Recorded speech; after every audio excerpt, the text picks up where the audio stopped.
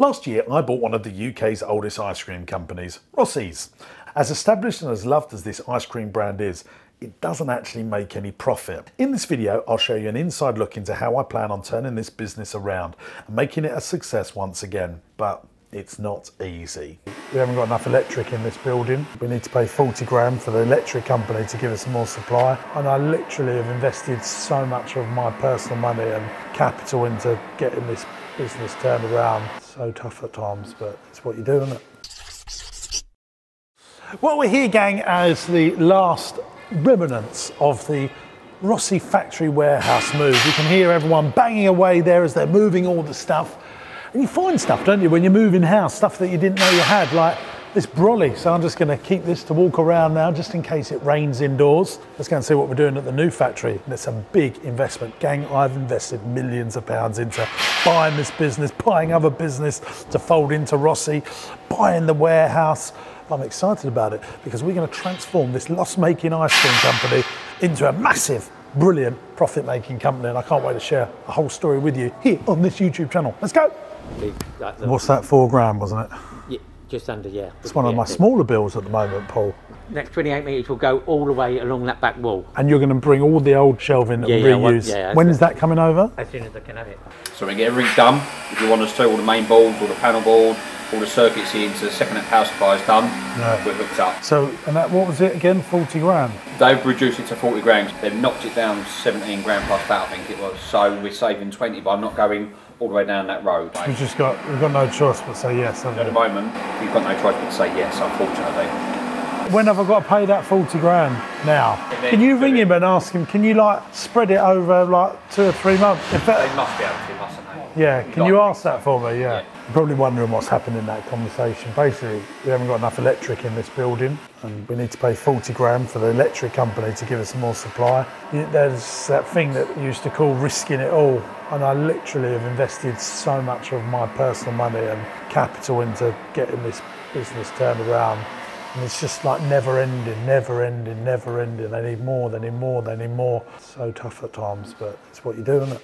No one has any idea really just how much things really cost. It's like this thing here, you know, 400, 500 quid for something to wash your boots before you go in and make your bread. All this blue wool, all your white rock, so that you can be, you know, clean. Look at all this going in as well, like literally tens of thousands of pounds everywhere. This is just going to be making cakes in here. Got to ramp up the sales. This is why, you know, guys, when you're stressed out and you haven't got enough money coming in, literally, we're not making at the moment, we're just spending. I've got to make sure that our marketing team and our sales team are bringing in as much cash as possible so that we can get a better return on investment on this. And because I'm not borrowing any money, I'm just doing it with my own cash. It can be quite stressful. He's just putting in food grade tiles. Of course, they're 4 times more expensive than your normal tiles. But, you know, because we supply supermarkets and all this stuff, you know, we've got to have all the right stuff. Really want a hug right now, so expensive. But because we're frugal, we won't just throw these away. These will go and be used elsewhere at another site, another office. Yeah, but they're in good condition. That's the smart bit. This is probably what's made me most excited, that these are not getting chucked in the bin, that we'll reuse them. Flipping love stuff like that. Right, here we are, Marsh Farm. Storm Eunice, Storm Janice, whatever it is, has caused us a couple of £100,000 worth of damage. We had to close the sites for 3 days. Now we've got all these specialist big top people like this fella over here trying to sort this out. You see that middle pole has pierced through the canvas. How much is that going to cost? Thousands of pounds. I can tell now it's going to cost thousands of pounds. We also lost another big top at Lee Valley. I'll put a picture of that in here. Destroyed it. That was my favourite one, the blue and white one, the Rossi colours. Talking of Rossi, we're now off to see the development of even more money being spent at the Rossi factory. Big changes, gang. Kev has now joined the firm. This is Kev in front, there he is.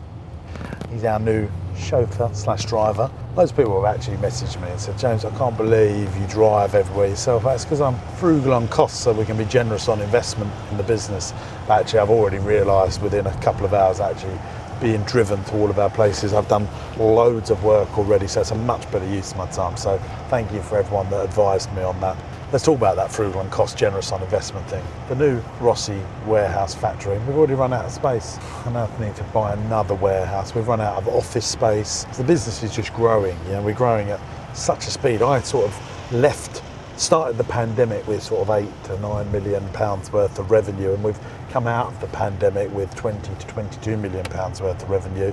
And I think, you know, within another 2 years, we'll be on 30, 35 million of revenue just with the pipeline growth that we're doing.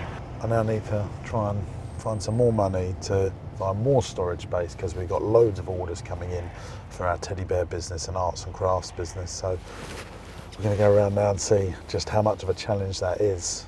Right, gang, we're back here at the Rossi factory, the new one. Signage is going up, nice big Rossi logo there, Rossi banner.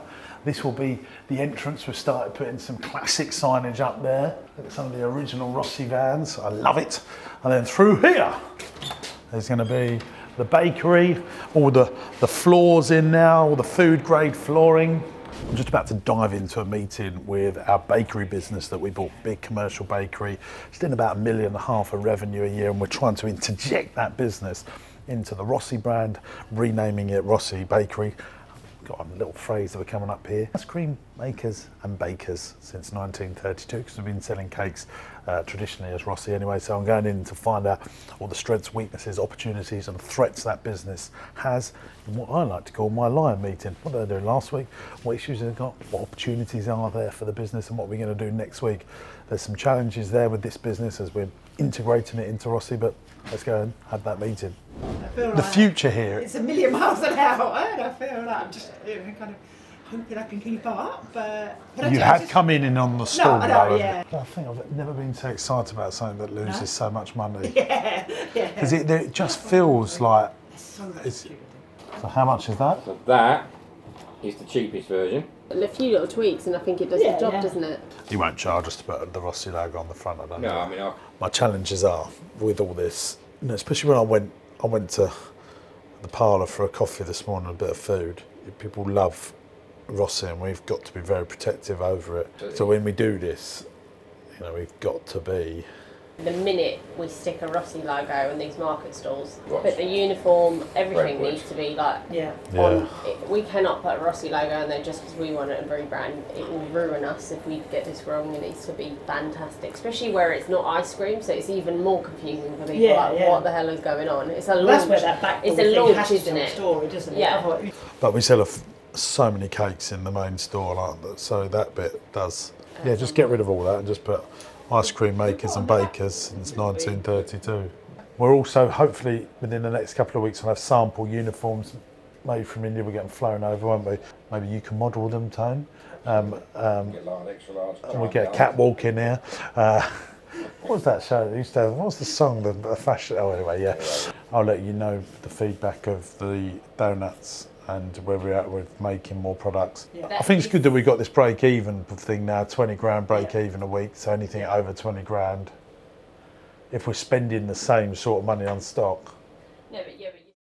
That was a window into the challenges that I'm facing right now. I'm shelling out so much cash in Rossi and the bakery business, and there's not enough coming in, so we're losing money and also investing like we have never done before. But luckily the rest of our business is in a really good, strong position, and I absolutely still believe that this business, even though it can be really challenging at times when you're building factories and going through these growth phases, it's been like a startup really. Although we're 100 years old, we've only owned the bleeding thing 10 months, so it's taken us time to work everything out and drive profitability forward and drive the service forward.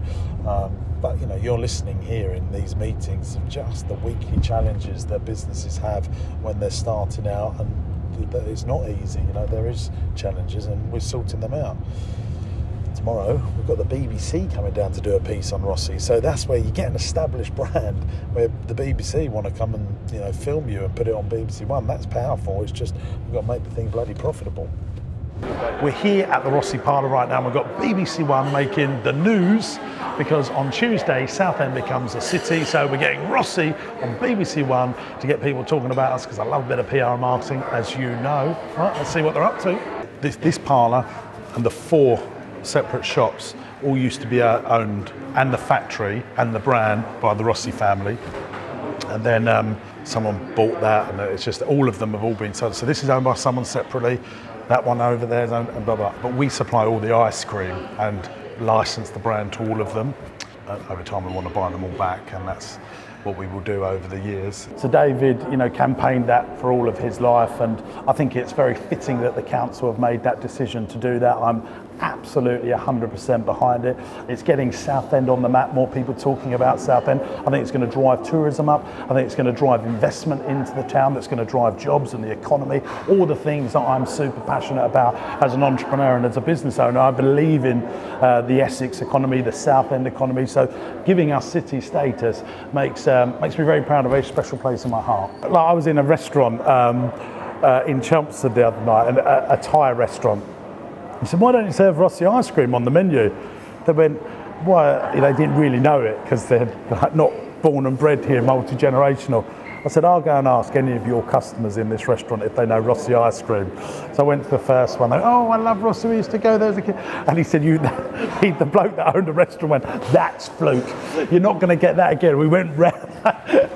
And they all loved it. And he went, "All right, send it in." And he became a customer. I love that little story. New section here on the YouTube channel now, where I'm going to answer questions from people that have sent me questions in on my Instagram account. Follow me on Instagram, _James Sinclair. Gavin T. Clay says, "I'm looking to buy a business on the high street. What would you do to make it more profitable?" Really great question, because obviously the demise of the high street, there's no denying that less and less people are going to high streets right now, but that means you can get great deals on rents, on overheads. You want to squash them down so that you don't have to have as much what I call operational overhead turnover coming in. So if I was opening a shop, I'd be thinking, right, what's my business rates, what's my rent, what's my electric for the year, divide that by 365 so you work out your operational overhead break even. Then add on your staff, and rather than it being, say, 7-10 years ago where that might have been £1,500, you can now literally get deals to squash that operational overhead down to, say, £500, because landlords are doing great deals. So that's thing number one. Number two, you've got to make sure that you have a point of difference, a USP, that you stand out amongst the high street so that you make people go to you for a destination experience, because you can't rely on footfall on the high street. You've got to draw people into you. Be like a magnet, and a magnet for experience, because it's the experience business that wins nowadays, and you need to make sure that you have good margins, great customer service, do things that are slightly different. I've wrote a whole book on this actually called The Experience Business. Here it is. You can get it on Amazon, by the way. Yep. This is the new big freezer. It's another £20,000-30,000, whatever it is, to take down an old freezer, put it back up. All of this has been so cheap to do. But basically, because you've got a freezer that's very cold, and then you don't want an icy floor because everyone's going to trip, so you actually put underfloor heating down. Is that right? I've got that right, haven't I? It's the underfloor heating is to stop the concrete under the floor freezing, so you don't get ground heat. And also so you don't slip, don't you? Yeah. So then all the walls go in, but like all these things, this is the foundations, this is taking all the time. But then all the Rossi ice cream will go in there when it's made, and then it'll go out to the big freezer. So this is like, yeah, one day. At last, some good news. The new Rossi Ice Cream Factory is finally producing ice cream. We're making Rossi ice cream over there for one of the big supermarket chains that begins with A, ends in A, and has got Z in the middle. Guess what it is? In the comments below. But I've got some other good news to tell you about.